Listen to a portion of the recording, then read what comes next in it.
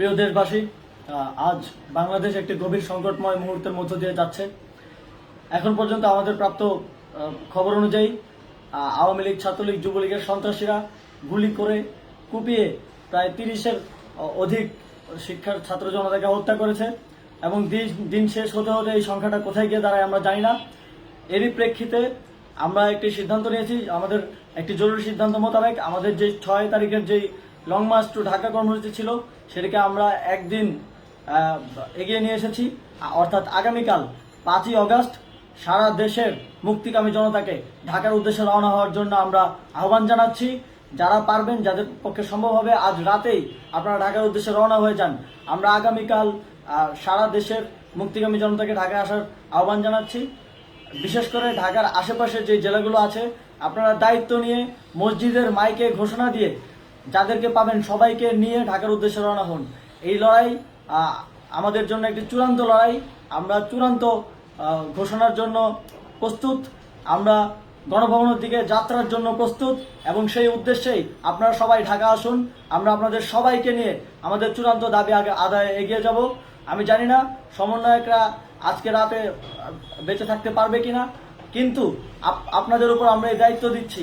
আপনারা সবাই নিজ দায়িত্বে ঢাকায় আসবেন আগামীকাল এবং পরশু পরিস্থিতি বিবেচনা করে পরশু গণভবনের দিকে 4 দিক থেকে আমরা রওনা হব।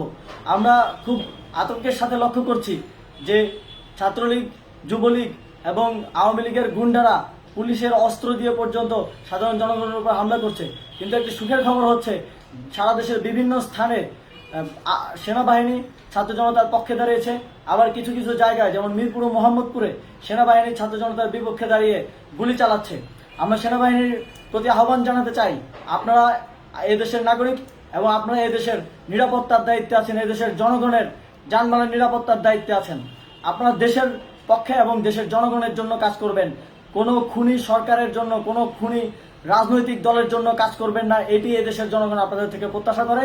আমাদের এই আন্দোলনে সম্পূর্ণ সমর্থন দিয়ে হয় নিরপেক্ষ থাকুন, অথবা এই খুনি বাহিনীকে, সরকারের খুনি বাহিনীকে প্রতিহত করুন, তাদেরকে যথাযথ শাস্তির আওতায় নিয়ে আসুন।